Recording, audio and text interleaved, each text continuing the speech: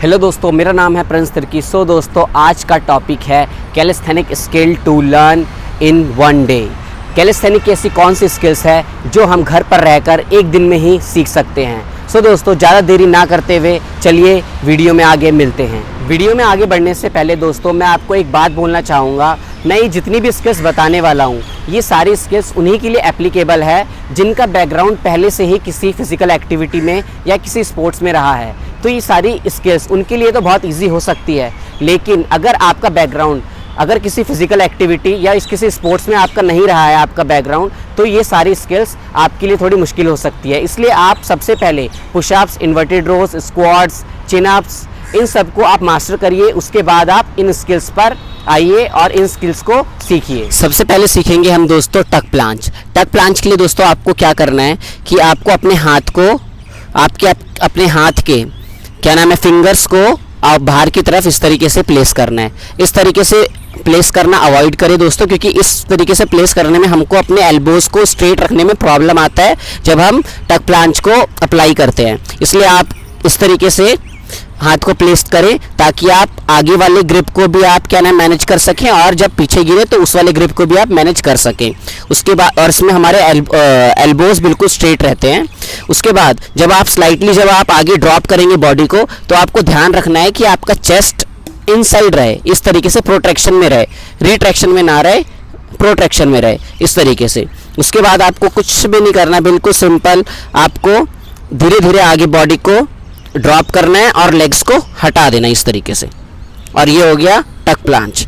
और जब भी आप इसको करें तो आपको एक चीज़ ध्यान रखना है कि आप अपने आगे कोई पिलो वगैरह रखें ताकि आप इंजरी से बच सकें। फिर से देखेंगे, आपको इस तरीके से हैंड्स को प्लेस करना है और आगे ड्रॉप करोगे और ये ईजली स्लाइटली लेग्स को हटाना है और होल्ड करना है इस तरीके से। ये देखो बस, और आपका टक प्लांच कंप्लीट हो जाएगा। अब हम सीखने वाले हैं दोस्तों 90 डिग्री होल्ड। 90 डिग्री होल्ड करने के लिए दोस्तों आपको क्या करना है कि जैसे कि आपने टक प्लांच में आपने जिस तरीके से आपने अपने हाथ को प्लेस किया था, आउटसाइड आपकी फिंगर्स रहेगी, इस तरीके से आपको प्लेस करना है।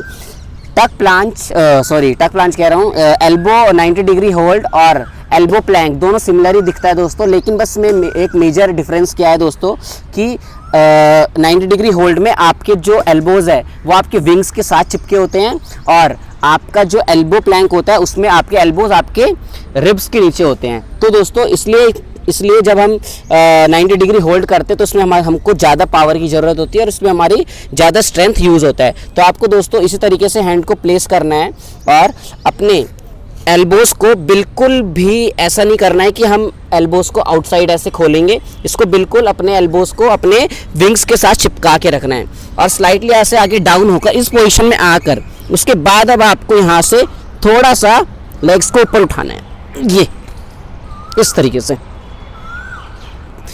और आपका 90 डिग्री होल्ड हो जाएगा।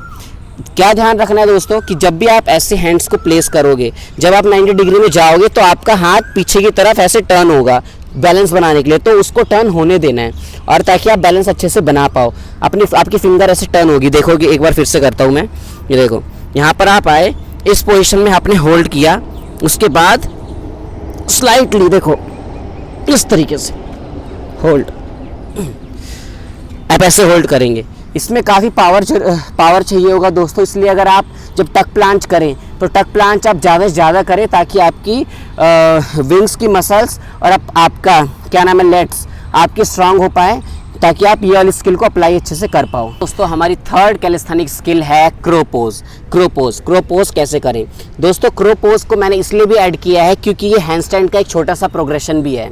इसके हम इनडायरेक्टली हम हैंडस्टैंड के भी कुछ पार्ट्स को हम टारगेट कर रहे होते हैं। सो दोस्तों क्रो पोज सीखने के लिए सबसे पहले आपको क्या करना है, अपने हैंड्स को इस तरीके से प्लेस करना है। आपके शोल्डर लेवल पे ही आपके हैंड्स ओपन रहेंगे, आपके फिंगर्स भी ओपन रहेंगे, आप इस तरीके से प्लेस ना करें। और फिर उसके बाद आपके दोनों नीज आपके एल्बो के ऊपर रहेंगे इस तरीके से। उसके बाद आपको धीरे धीरे आपको लेग्स को वन लेग करके आपको लेग को हटाना है और इस तरीके से होल्ड करना है। बहुत ईजी है दोस्तों, इसमें मुझे और कुछ ज़्यादा बताने की ज़रूरत नहीं है। ध्यान रहे कि बस आप ये इसको करोगे तो फिर आपके आगे एक पिलो वगैरह रखो ताकि आप इंजरी से बच सको। एक बार फिर से देखेंगे। हैंड्स को इस तरीके से प्लेस करना है और इस तरीके से एल्बोस के ऊपर अपने नीज को रखना है और एक एक करके 1-1 करके इस तरीके से हटाना है और आपका ये क्रो पोज डन। बहुत इजी है, आप एक या दो अटेम्प्ट में आप इसको सीख जाएंगे। दोस्तों अब हम सीखने वाले हैं हैंडस्टैंड। हैंडस्टैंड दोस्तों सीखना तो सब कोई चाहता है, लेकिन इसके प्रोग्रेशन को कोई भी नहीं करना चाहता है। इसलिए दोस्तों इसके प्रोग्रेशन पे सबसे पहले आप लोग ध्यान दीजिए, तभी आप हैंडस्टैंड कर पाएंगे। तो हमने सबसे पहला प्रोग्रेशन तो हमने अपने वीडियो में ही कर लिया दोस्तों, जो कि था क्रो पोज। क्रो पोज से हम अपनी ग्रिपिंग सीखते हैं। इसके बाद आपको करना है दोस्तों अगेंस्ट द वॉल। मेरे पास वॉल नहीं है, हम पेड़ के साथ कर रहे हैं, तो आपको क्या करना है, हैंडस्टैंड के साथ ही आपको देर तक ये हैंडस्टैंड को होल्ड करके रखना है, ताकि आप सही मसल को टारगेट कर सकें और ज़्यादा देर तक हैंडस्टैंड को होल्ड कर सकें, ताकि आपके शोल्डर्स में स्ट्रेंथ बन जाए हैंडस्टैंड करने के लिए। इसके बाद जब आप इसको कर लें तो आप दोस्तों डायरेक्ट आप फ्री स्टैंडिंग हैंडस्टैंड आप अप्लाई कर सकते हैं।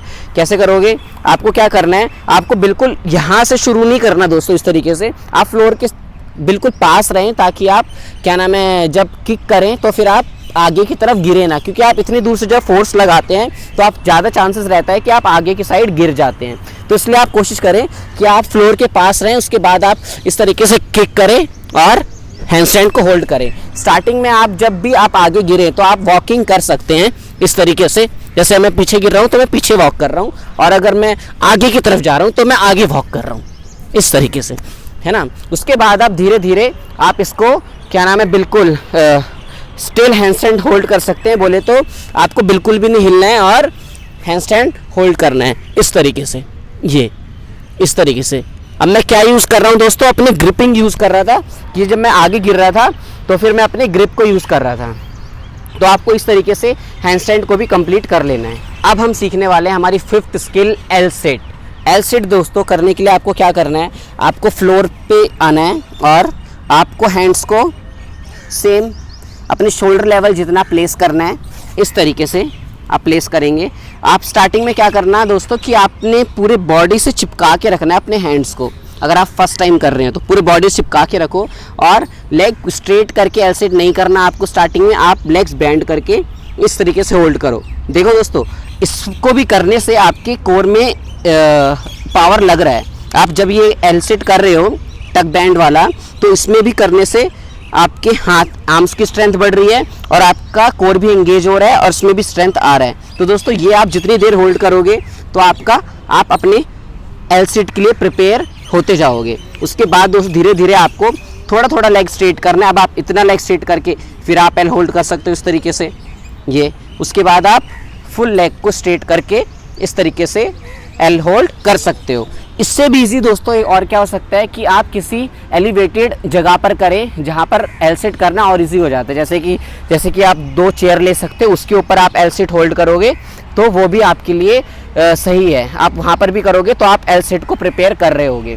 बेशक आपका वहां पर एल सेट पूरा लेवल पे नहीं होगा, लेकिन अगर लेग्स डाउन रहेगा तो आप वहीं पर होल्ड करोगे तो ये भी आपके लिए बेनिफिशियल है। तो आज मैंने जितनी भी स्किल्स बताई दोस्तों, ये सारी स्किल्स बहुत ही इजी है, आप एक दिन में सीख सकते हैं। जैसा कि मैंने इस वीडियो के स्टार्टिंग में बोला था कि अगर आपका बैकग्राउंड किसी स्पोर्ट्स में पहले था या फिर किसी फिजिकल एक्टिविटी में था तो ये सारी स्किल्स आपके लिए बहुत ईजी हो सकती है, क्योंकि उनकी बॉडी पहले से ही आधी प्रिपेयर होती है। लेकिन अगर आप एक बिगनर हैं तो फिर अगर आपने कभी भी फिजिकल एक्टिविटी कुछ नहीं की है, किसी स्पोर्ट्स में नहीं थे, तो आप सबसे पहले पुशअप्स, चिन अप्स, इन्वर्टेड रोज, स्क्वाट्स, ये सब सीखें, इन सब को मास्टर करें। उसके बाद ये सारी स्किल्स को अप्लाई करें। आप डेफिनेटली ये सारी स्किल्स 1 वीक में या फिर 1 मंथ में आप जरूर सीख जाएंगे। तो दोस्तों वीडियो कैसी लगी दोस्तों, वीडियो को लाइक करना, कमेंट करना, क्योंकि आपका एक लाइक, एक कमेंट हमको बहुत ज़्यादा मोटिवेशन देता है दोस्तों। इसी तरह से देखते रहिए और सीखते रहिए।